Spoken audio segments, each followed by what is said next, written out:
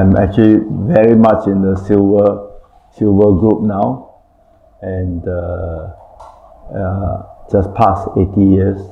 I was born in Singapore, second generation from my father's side, fifth generation from my mother's side.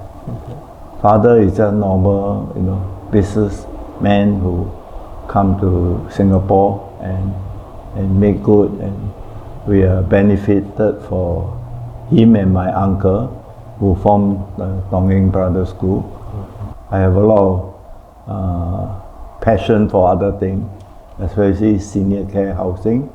I'm very concerned with the aging population.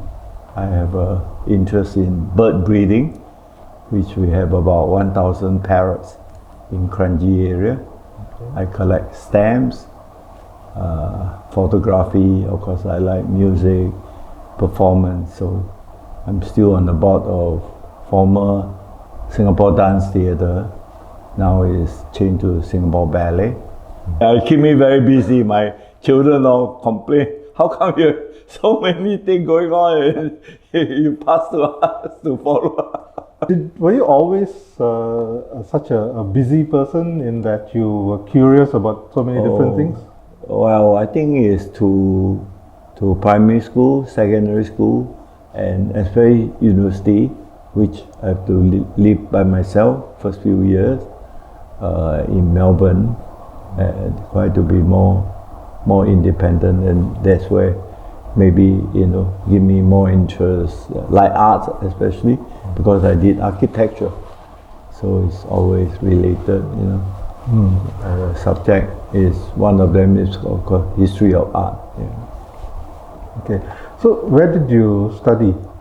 I started in Nanyang Primary School, which is more of girls' school. There are only 10 boys in a class of 40. Did that influence you or shape you in any way? Well, that's where I met my wife actually. We were childhood classmates. Okay.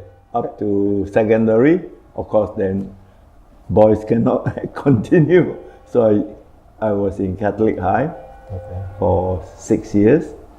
Then after that I moved to Melbourne. Okay. So did you continue your acquaintance with your wife? Well, yes, in a way, fortunately, because of course we were still like corresponding, and then after, I don't know, I think maybe second or third year in my study in Melbourne, she got I don't know, she got a scholarship. Anyway, the father helped her, so she was admitted to Australian Ballet School, which she's I think maybe the first Asian to be admitted there. Then she spent good 3-4 years there, got her diploma. Unfortunately, she come back because the sister need her to continue Singapore Ballet Academy. And you just pursued? Yeah, we got married in Melbourne. And then we got married in '69. So it's literally first love. In a way, I mean, we still continue, and in school we have some interest together, join some activity. So what would you say is the formula for such a lasting relationship? I think respect and a lot of giving, I think, and understanding. So you said your father came to Singapore and did some. What business was he in? Well, he came maybe in his early 20s or something. We come from a small town called Huiyan. It's part of Fujian, at the coastal town. So his brother and him started actually trading between Huiyan or Xiamen to Taiwan. They bring goods there to sell, and then with what they sell, they buy goods from Taiwan back. Then he found out he has an auntie who married into a big family, the Lim family. So he came and then got a job in it's called Lim Law, my great grandfather, Lim Bo Seng's father. My grandfather is number 7, Lim Bo Seng number 11. We have 19 brothers and 9 daughters, 6 wives. He was lucky, of course. He got a steady job, married my mom. When he wanted to start business, my grandmother, of course, has some saving and, loan to them and started the business. Father was more, that time was more, because it's during Japanese occupation. So they do small trade and they start interested in the scrap. They buy scrap and resell to melt, Then got interested in other form of steel. We import tin plate. That is material for screw crack, cans, oil tins, and that sort of go on for quite a few years under Dongeng Brothers. Then slowly when they make money, they of course interested in real estate. So buy small plot, build, then make money, so get bigger and bigger. What areas are you in now, and who's looking after the business? Oh, I'm fortunate. My children are supporting. 2 daughter and son is helping me. I have 4 children, and my cousin, of course. We hope they will get on well, or find their new link and new interest and carry on the vision. What is the vision of the company?